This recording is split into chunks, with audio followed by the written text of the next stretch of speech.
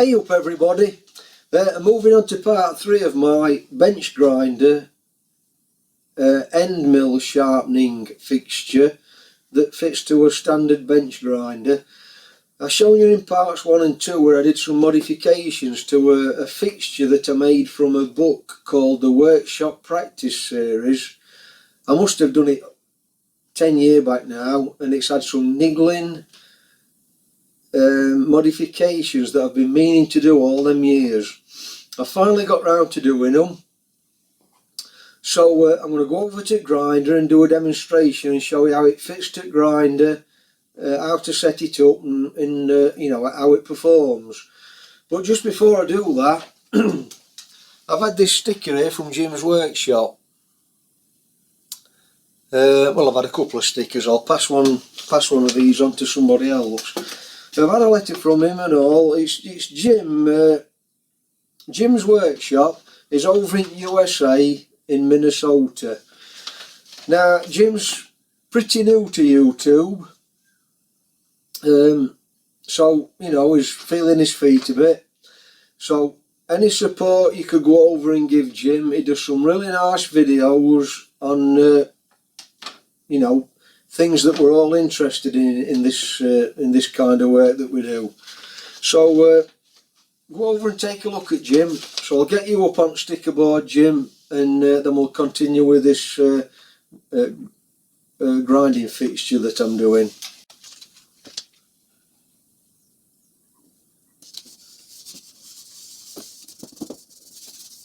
Okay, then over on to grinding station now. So basically this fixture will fit to any offhand grinder, bench grinder, that utilises a couple of bolts on the guard for the rest. You just take the rest off and utilise them 2 bolts.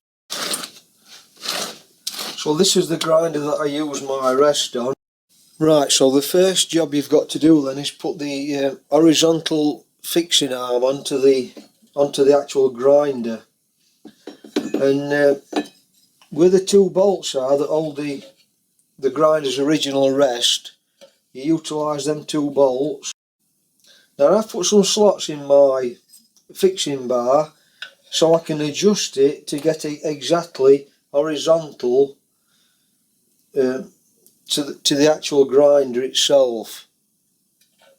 You don't have to put slots in, but you'll just have to make sure you do some really accurate marking out to get it horizontal. I've also had to put a cutout in it to miss the screws that hold the guard together. So you just use the bolts that come with the original rest to put the horizontal arm on. I still use the grinder for other things. It'll just have a different tool rest on it, that's all.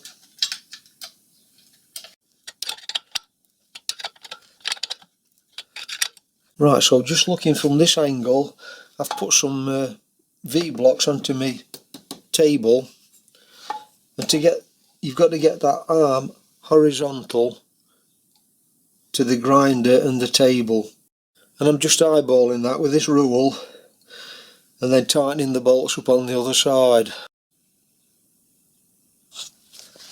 Right, so we can now fit this table to that horizontal arm. So the first 2 bolts in the arm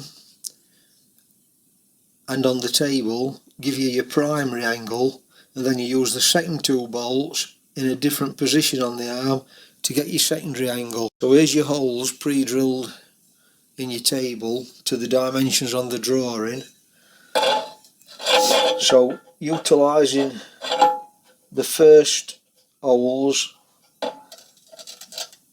that's going to give you your table setting for your primary angle on your cutting edge of your end mill or slot mill. And then the back 2 holes are going to utilise the back holes on this arm in that position, and that cocks the table up to give you your secondary angle. So what I'll do, I'll set it for the primary angle to start with. So I'm using my modified bolts instead of putting nuts on the back, which were too time consuming. I've just made these thumb screws. Right, that's set for the primary angle now, but I'll just go over to this other side of the grinder and explain to you where this table has got to finish up in relationship to the wheel, which is a 6" or 150mm diameter wheel. I've drawn a centre line where the centre of the wheel is, horizontal to the bottom of the grinder or the foot of the grinder or the table that it's stood on. And that centre line, in relationship to the table, it needs to be 6mm, the table needs to be 6mm horizontal below the centre line of the grinder. So looking at the drawing, that's this measurement here. Here's your grinding wheel, here's the table, 6mm from the centre of the wheel in a horizontal position to the base. That's important because then on a 150mm or 6" diameter wheel, combining the table and the curvature of the wheel gives you that 5° angle for the primary angle. And then when you do the secondary angle, the table is going to be tilted over on these other two holes, so it's like that. And then again, with the curvature of the wheel and the angle of the table, you get your 25° secondary angle. Right, so let's start off by doing the primary angle first. So you've got your cutter holder, you've got to make sure you've got the flutes of your end mill or slot mill parallel or at right angles, whichever way you look at it, to the tool holder. Now I just eyeball mine. If you want to get pedantic, you could put it on a surface table or a surface plate and get your square on and set it up that way. But I find it's good enough to eyeball it, and I've always found that works okay for me. Tighten your grub screw up and make sure your grub screw sinks below the level of the tool holder so it's not catching on the table. Then we can set this depth stop onto the table, and I'm using all my modified equipment that I've made for mine.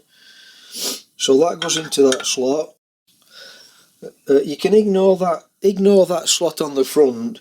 I've put that there purposely to put a rest on so I can dress my wheel up to make sure the corners are sharp. That's important, that you need you need your wheel properly dressed up with sharp corners to do this job. Right, set your depth stop to the appropriate position for the length of the cutter at the appropriate angle, using your lines at 2° lines to give you a guide. And we're going to be cutting this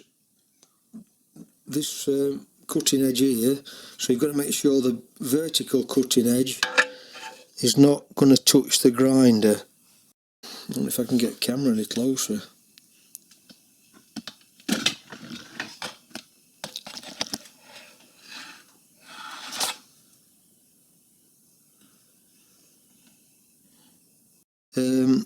We're just not quite in centre of the cutter at that, but just enough to cut that flute that we're doing. Right, so I'm going to try and do this with camera in my way really. So we're going to be cutting the primary angle.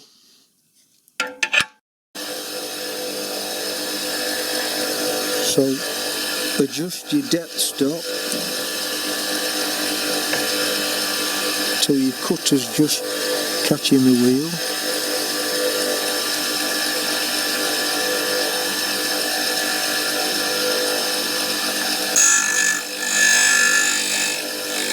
Cut one flute, rotate it 90 degrees, cut the next flute 90 degrees,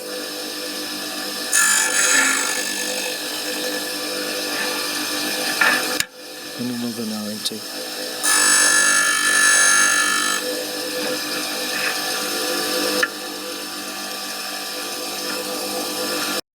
Right, so when you've done your primary angle, you take this one for example. The primary angle width is getting a little bit wider than it really needs to be. So that's when you've got to put the secondary angle back to give that an extra cut, to bring the secondary angle up closer to the edge of the primary cutting face. So what I'm going to do then now, I'm going to move the table to the secondary angle, and then we'll cut this relief on the back of the cutter.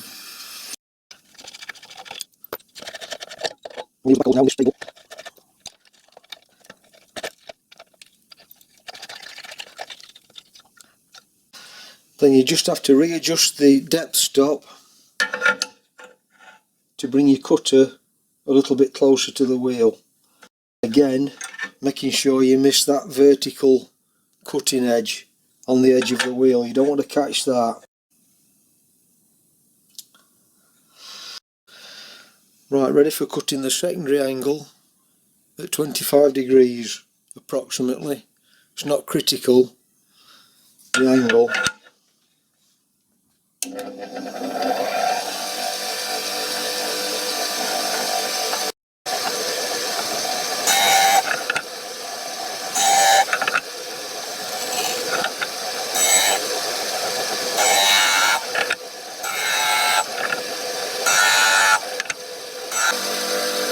I'm just going to keep putting a little bit of cut on until I bring this, till I close the width of that primary angle up, so it's not as wide.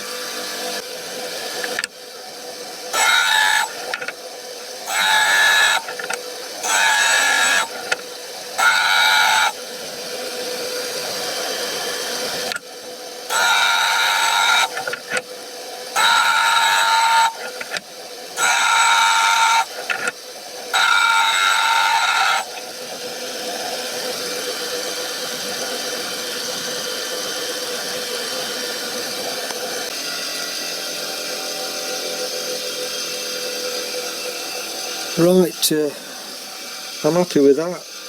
I've reduced the width of that primary angle.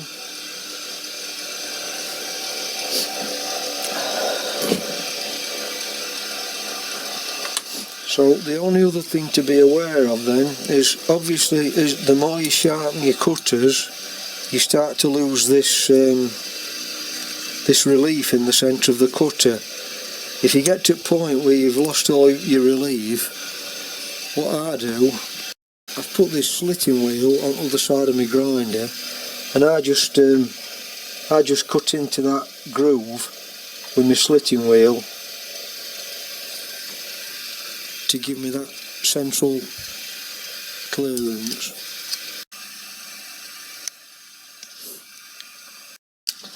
So that's a 4-fluted end mill sorted.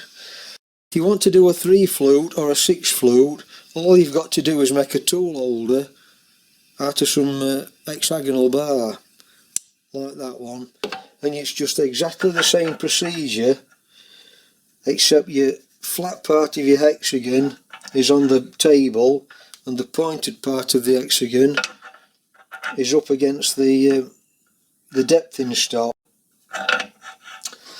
So so that's for the 3 and 6 flue. Now for a slot mill, it's a slightly different procedure.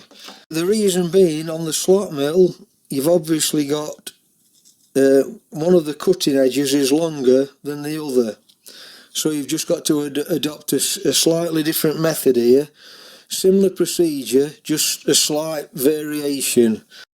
Right, I've got my slot mill set in the tool holder, again with the flues vertical to the sides of the tool holder. The short leg of the slot mill is the one that you're going to set the depth stop to the edge of the wheel. Right, so you don't want to be catching the long edge, you're just setting it to the short edge. So obviously when you turn it over to do the other flute, you're only going to be sharpening a part of that leg. So what you have to do, once you've got that operation completed, for this long leg, you just turn your tool, your depthing stop, over at a slightly bigger angle, and then you just touch on the part that you've not sharpened. You end up with a slight dog leg in the cutting edge, but that doesn't affect how it cuts, and that's how you get round doing the slot mills.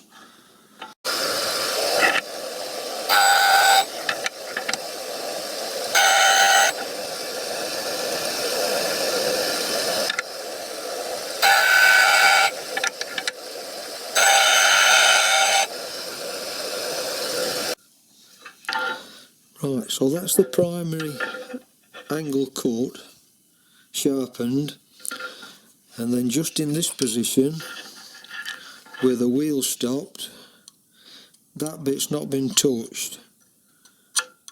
So what I'm going to do, I'm just going to offset the depthing stop.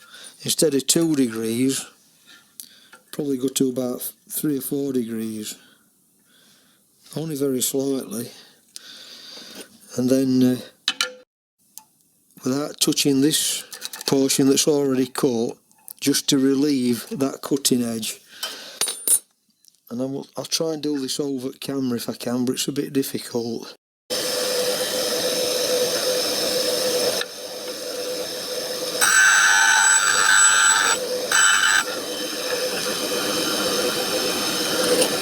Right, so that's got that little piece sharpened there, so there'll be a slight dog leg on that cutting edge, but it won't affect how it cuts.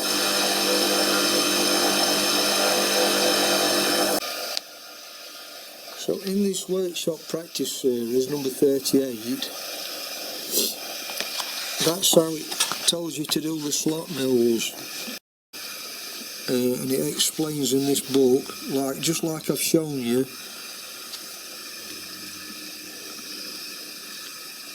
to that drawing there.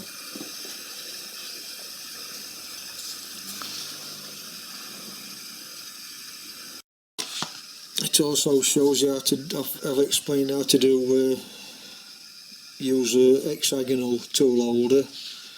Yeah, and then using this same method, there's various other cutters you can cut. It shows you in this book. That's a dovetail cutter.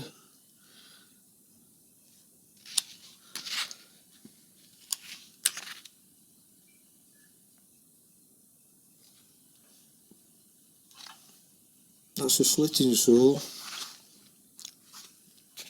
Another dovetail cutter image there.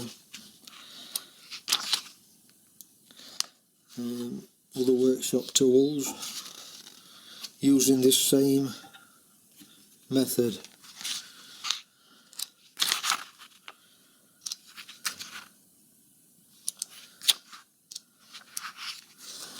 Yeah, it's a good book, that. Workshop Practice Series number 38, Tool and Cutter Sharpening by Harold Hall.